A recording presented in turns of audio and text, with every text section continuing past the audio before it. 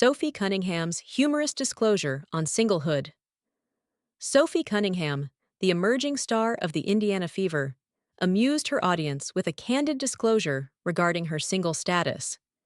The 28-year-old basketball player, who recently became part of the Fever on January 31st, through a four-team trade involving the Dallas Wings, Connecticut Sun, and her former team, the Phoenix Mercury, endeared herself to her expanding fan base during a social media question-and-answer session.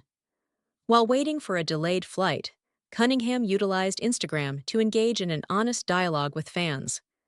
When a curious follower inquired about her marital status, the WNBA athlete opted for humor over conventional responses. She shared a video depicting herself enjoying a drink at the WNBA All-Star Game last July, accompanied by a playful caption, "I've received this question a lot." Cunningham humorously downplayed her situation, quipping, "I think it's 'cause I'm a rat and an embarrassment to society. Also, this was all ice and doesn't do my skills any justice," referencing the clip. "But back to being not married, it'll happen before I die, 'cause won't he do it?" Drafted by the Mercury in the second round of the 2019 draft, Cunningham has left an indelible mark on the league with her commendable statistics.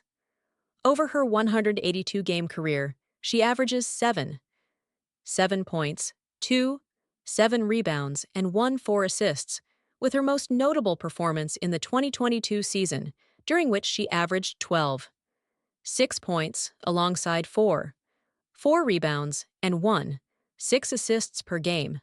Prior to her professional career, Cunningham's collegiate tenure at Missouri was equally impressive, where she garnered accolades such as SEC Freshman of the Year in 2016 and a place on the SEC All-Freshman team that same year. Additionally, she achieved 3 EACS First-Team All-SEC honors and was recognized as a third-team All-American. In a noteworthy development this January, Cunningham commenced a new phase with the Fever following her transfer from Phoenix, which included the number 19 pick in the 2025 WNBA draft. During Tuesday's media introduction, a delighted Cunningham described the transition as refreshing. The Caitlin Clark effect. The influence of Caitlin Clark continues to resonate into Cunningham's second season with the Indiana Fever. At least 5 Fever away games in 2025 have been relocated to larger arenas, perpetuating a trend from 2024, when multiple teams shifted games from smaller venues to capitalize on the presence of the Fever rookie. Fever games, on average, attracted over 16,000 fans. Home games for the Fever are hosted at the 18,000-seat Gainbridge Fieldhouse in downtown Indianapolis, with numerous matches experiencing sellout audiences. To enhance their performance following a 2020 season and their first WNBA playoff appearance since 2016, Indiana has implemented several off-season changes. Stephanie White has succeeded Christy Sides as coach, while new additions include Natasha Howard, DeWanna Bonner, Sophie Cunningham, and Brianna Turner. Returning players alongside Clark include All-Stars Kelsey Mitchell and Aaliyah Boston, as well as Lexi Hull. The upcoming schedule comprises 44 games, an increase from 40, as the WNBA expands to 13 teams with the introduction of the Golden State Valkyries. Sophie Cunningham arrived in Indianapolis on Tuesday for her introductory press conference with the Indiana Fever. The 28-year-old is entering her 7th season in the WNBA, having previously played for the Phoenix Mercury, who selected her 13th overall in the 2019 draft. Cunningham recorded an average of 7 points during her tenure in Phoenix. However, in the year 2022, she achieved an average of 6 points, and a three-point shooting percentage of 40%. During the 2024 season, her averages increased to 4 points while connecting on 8% of her attempts from beyond the arc. She is now part of a roster that features Caitlin Clark, alongside notable players such as Kelsey Mitchell, Aaliyah Boston, DeWanna Bonner, Natasha Howard, Lexi Hull, and Brianna Turner. "I believe she has faced considerable pressure. Many individuals have not experienced her challenges, making it simple to pass judgment. It is essential for us to support one another and promote empowerment within our community. That rookie class attracted significant attention to our league, fulfilling a critical need we had. This is what we have aimed for, so it is imperative to support them and ensure their success. When we first competed against them, I mentioned, "Continue with what you are doing. You are doing a remarkable job. If you require any assistance, feel free to reach out," which is not typical behavior for me. I normally take a more indifferent stance. During the All-Star game, we were simply enjoying ourselves. She was actively participating, and I was having a delightful time on the sidelines. I told her, "If you ever wish to visit Phoenix, let me know." Sophie Cunningham, regarding the 2025 Indiana Fever roster, states, "Our current team is certainly generating interest. Acquiring wnba was significant. She was one of my mentors during my rookie season, and she is not someone to be underestimated. We have Natasha Howard, Aaliyah Boston, and Kelsey Mitchell. Our team's depth is remarkable, and I am genuinely enthusiastic about it. To be candid, having a group capable of setting aside individual egos for the purpose of winning and diligently working is the ideal scenario. I am particularly thrilled about having team members willing to engage in the less glamorous aspects of the game. That dedication to outworking our opponents is precisely what excites me the most. I am ecstatic. I am immensely excited. This situation feels rejuvenating. Having been in Phoenix for the past 6 years since my draft, I have had a truly wonderful experience.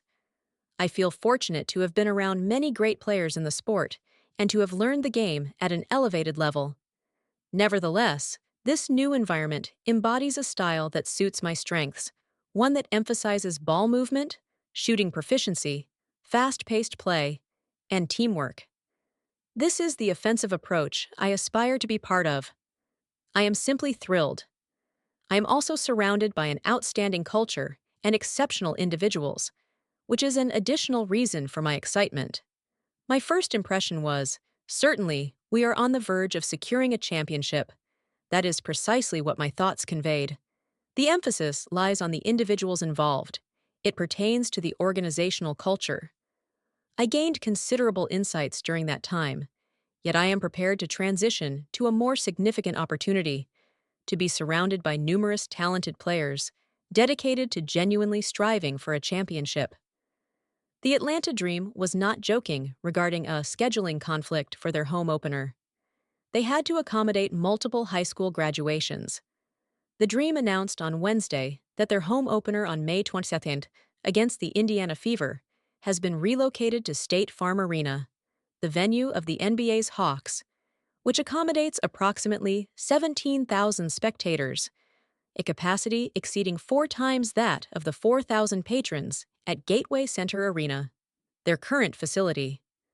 Nonetheless, the team faced criticism following the announcement, wherein Dream majority owner Larry Gottesdiener stated that the relocation was prompted by a scheduling conflict at Gateway. Certain fans speculated that Atlanta was reluctant to acknowledge that the relocation was influenced by the popularity of Fever superstar Caitlin Clark. Already, 4 other teams have shifted home games to larger arenas this season, with each of them having moved at least one game against Indiana. However, there indeed appears to be a genuine scheduling conflict. The Clayton County Public Schools, CCPS, high school graduations. CCPS disclosed on November 13th that the last 3 days, May 21st, 23, of their 5-day high school graduations would take place at the Georgia International Convention Center, GICC, in College Park. The WNBA and its franchises unveiled the 2025 regular season schedule in early December. The GICC operates Gateway Center Arena, and both share the same parking facilities, although it remains uncertain whether the arena will also be utilized for the graduations.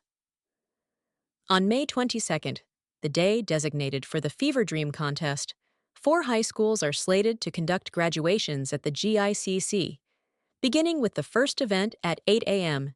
ET and concluding with the last at 8 p.m. The Dream's home opener is set to commence at 7:30 p.m. The Dream opted not to provide a comment, whereas the CCPS did not promptly respond to a request for commentary. The CCPS graduation announcement indicated that it serves over 50,000 pupils from pre-K through 12th grade, ranking among the 100 largest school districts in the nation. This scheduling conflict underscores the Dream's pursuit of a new arena. Atlanta team president Morgan Shaw Parker previously informed Front Office Sports that the organization is in search of a new facility capable of accommodating 12,000 to 14,000 attendees. The team is amenable to collaborating with existing arenas in Atlanta or the greater Atlanta region, and is even open to constructing its own venue. Shaw Parker noted that the timing of this transition is still uncertain, but the team's lease at Gateway Center Arena is year to year. Atlanta is one of 5 WNBA franchises categorized by Shaw Parker as independent, indicating that its ownership group does not possess another significant professional sports team in the same metropolitan area. The remaining 4 teams include the Chicago Sky, Connecticut Sun, Seattle Storm, and Dallas Wings.